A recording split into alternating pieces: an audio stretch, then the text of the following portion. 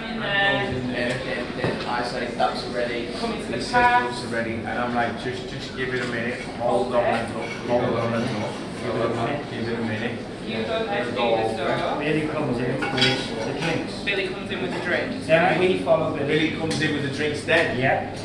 Okay, something completely volatile attack. Because he's fucking, he's had enough.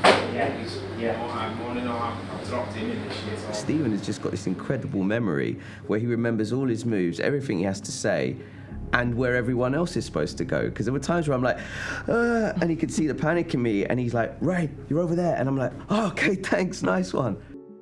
Fear binds you, you know what I mean? It's like you're passing, because the camera's the constant, right? So the camera's following mostly Steve, but it's directing the audience through the piece.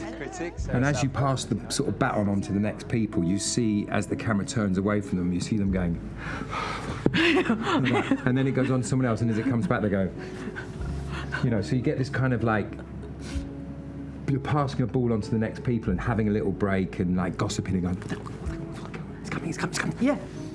And it's quite exciting, it's a really exciting way of working, which we, not only us, but everyone got such a kick out of. But you're terrified, because if you mess it up, you mess up on a normal film like I do every day, and you go, sorry, bruv, we'll just do that again. And you can't do that. And it's not just yourself you're letting down, you're letting down the 42 minutes of actors before you. So that's why there's a kind of like energy to everyone's performance as well. And everyone really threw themselves into it. So many of them sort of went over. We had like Tommy Coombs, who played the health inspector. He shadowed a health inspector. Alice Feetham shadowed the front house manager at Jones & Sons for a few days beforehand. Taz Skyler, who plays Billy the barman, literally started making cocktail making courses and went and worked in a bar in between. He was doing a play at the time, just before the show. And he went and worked in a bar on his nights off and stuff to get into it. Tom's amazing. I mean, he's incredible. He's incredible what he does. He's got a fantastic restaurant in Hackney called Cornerstone, and I did like an afternoon with him on a Sunday. Okay, cool. Tom sort of took me through the basics of like cooking a steak, and just trying to make that look real on camera. A shortcut lesson, what can I do to make it look realistic, as opposed to like really doing it for real, but what are the moves I can do to make it look realistic? And we sort of learnt that all in an afternoon, and I think it comes across well on screen. I mean, I don't know. But... Apparently you still do the sauce whisking at home. Yeah. I've been told. Yeah. That's kind of my favourite bit. There's a sort of montagey little bit in the film, and it was kind of, and I kept seeing Tom do this thing where he kind of whisks it. Very professional. And then tries it, and then chucks a spoon away, and I was like, I've got to nick that. So yeah, took that into the film. Give me a push, mate. Yeah. How you getting on, bro? Good.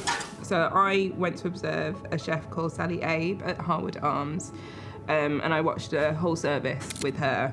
So that was really great because I could observe. I mean, obviously, I was just like, they gave me like, chop this radish, or like, they weren't letting me near any of the big stuff, but it meant that I could observe them in action.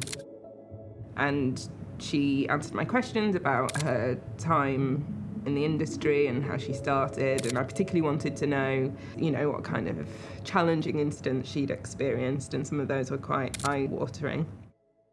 Women have to be pretty formidable and pretty tough to make it at that level. I think there's a new generation of chefs who are trying to get away from that environment now and have a more positive working environment.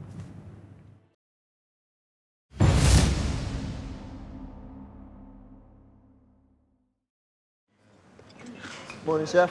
Hi, lad. Chef's coffee, Chef? Yeah, double bill. Which is good, and we picked some more covers up today. What? So we're looking at about 100. ロンドンで人気を誇る高級レストラン。1年で最も賑わうクリスマス前の金曜日。Here's your notes. Massive gaps where we should be filling in daily. Oh dear. It says a 3. Did we have a pop in halves yesterday? 妻と別れたストレスで疲れ切っていたオーナーシェフアンディ。彼を待ち受ける波乱に満ちた一夜。Good to see you, mate. Nice to see you. Critic, Sarah Southworth. Okay, look, we've been reviewed on table 4. I need you to switch on, yeah? What's this all about? This place is great, okay? But it doesn't make a fucking penny because you don't have a business mind. I do. Perfect what we're doing here. We do it together. Can we go back together? Just give me a minute. Give me a minute. That's lovely, huh? This is about you taking 200,000. They want it to be cooked again? Do you know how much pressure we're under? No. Put your gloves on, son. Now listen, Tony, you book your fucking ideas up, lad. Get out of my kitchen, you know! Fucking hell!